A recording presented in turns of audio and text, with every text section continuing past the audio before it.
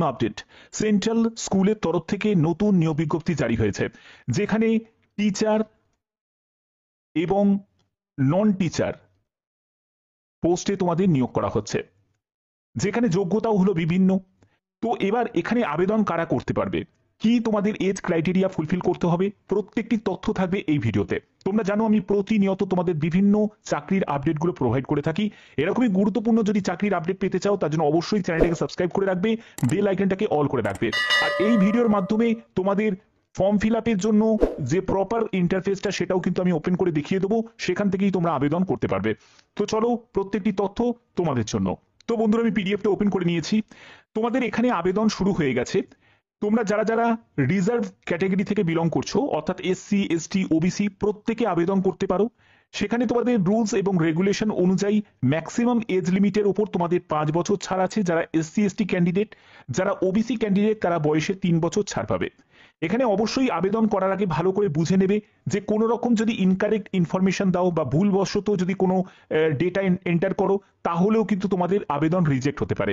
আবেদনের তোমাদের শেষ তারিখ হচ্ছে 2রা মে 2025। প্রত্যেকে এখানে আবেদন করতে পারো।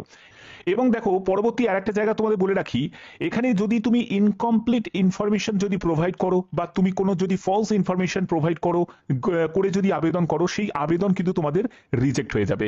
তার জন্য অবশ্যই এই জায়গাটা তোমাদের খেয়াল রাখতে হবে।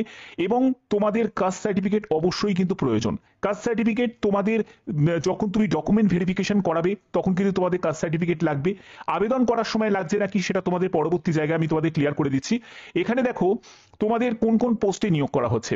এখানে প্রথম যে পোস্টটি, সেটি হচ্ছে তোমাদের এলডিসি মানে লোয়ার ডিভিশন ক্লার্ক। প্রথমে আমি non technical post non teaching post সম্পর্কে আগে তোমাদের ক্লিয়ার করে দিই। যেখানে হচ্ছে এলডিসি পোস্ট দেখতে পাচ্ছ। এখানে যোগ্যতা হলো উচ্চ মাধ্যমিক পাস যোগ্যতা প্রয়োজন। ইংলিশ, হিন্দি বা যে কোনো রিজিওনাল ল্যাঙ্গুয়েজে তোমাদের 40টি শব্দ প্রতি মিনিটে তোমাকে কম্পিউটারে টাইপ করতে হবে। হিন্দি এবং ইংলিশ তোমাদের নলেজ থাকতে হবে। এবং 18 থেকে 50 বছরের মধ্যে তোমার যদি বয়স হয়ে থাকে, তোমরা আবেদন করতে পারবে। এখানে 28,000 টাকা প্রতি মাসে তুমি বেতন পাবে।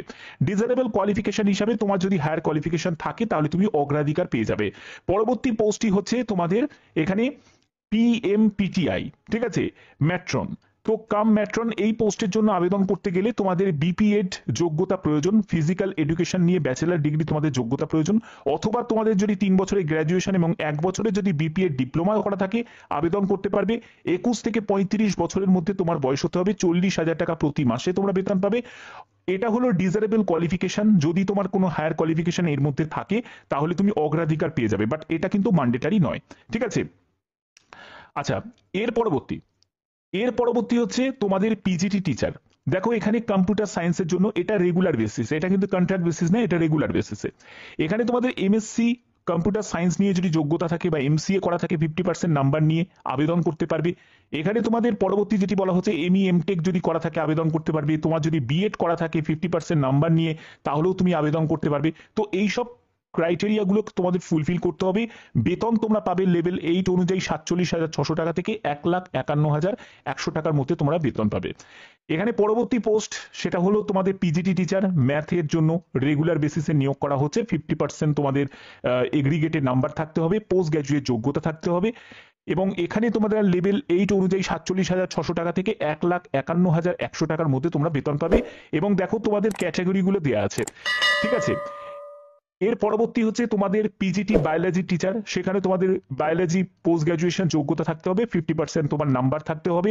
অথবা তোমার যদি মাস্টার ডিগ্রি যদি কমপ্লিট করা থাকে 50% নাম্বার নিয়ে সেই রিলেভেন্ট সাবজেক্টে, তাহলে তুমি আবেদন করতে পারবে। এবং বিএড যোগ্যতা তোমার প্রয়োজন আছে। এখানেও তোমাদের বেতন লেভেল 8 অনুযায়ী তোমাদের বেতন থাকবে। আচ্ছা, এর পরবর্তী হচ্ছে তোমাদের পিজিটি কেমিস্ট্রি টিচার। সেখানেও তোমরা আবেদন করতে পারো। এখানে দেখো, তোমাদের কেমিস্ট্রি নিয়ে যদি পোস্ট গ্র্যাজুয়েশন করা থাকে, তোমরা আবেদন করতে পারবে। মাস্টার ডিগ্রি করা থাকে 50% নাম্বার নিয়ে, তাহলেও তুমি আবেদন করতে পারবে। সঙ্গে বিএড যোগ্যতা তোমাদের প্রয়োজন আছে। লেভেল 8 অনুযায়ী 47,600 টাকা থেকে 1,51,100 টাকার মধ্যে তোমাদের বেতন থাকবে। পিজিটি ফিজিক্সের টিচার, একদম সেম যোগ্যতা তোমাদের প্রয়োজন। ফিজিক্স নিয়ে তোমাদের যোগ্যতা থাকতে হবে, ঠিক আছে। যে কোনো রাজ্য থেকে তোমরা আবেদন করতে পারো। পাশাপাশি তোমাদের এজ লিমিটগুলো কিন্তু দেওয়া আছে। দেখো, 21 থেকে 40 বছর, যারা যারা পিজিটি টিচারগুলোতে আবেদন করবে তাদের হচ্ছে 21 থেকে 40 বছরের মধ্যে বয়স হতে হবে। আর তুমি যদি নন টিচিং পোস্টের জন্য আবেদন করো তাহলে সেক্ষেত্রে তোমাদের বয়স হচ্ছে 18 থেকে 50 বছর। ঠিক আছে, 18 থেকে 50 বছরের মধ্যে হলে আবেদন করা যাবে। এবার তোমাদের কিভাবে আবেদন করবে এবং আবেদনের তোমাদের শেষ তারিখ হচ্ছে 2রা মে 2025। এখানে দেখো তোমাদের বলে রাখি যে 500 টাকা মতো আবেদন মূল্য দিতে হচ্ছে এবং সেটা ডিমান্ড ড্রাফটে তোমাদের দিতে হবে জেনারেল, ওবিসি এবং আদার ক্যান্ডিডেটদের। 250 টাকা দিতে হবে হচ্ছে এসসি এসটি ক্যান্ডিডেটদের।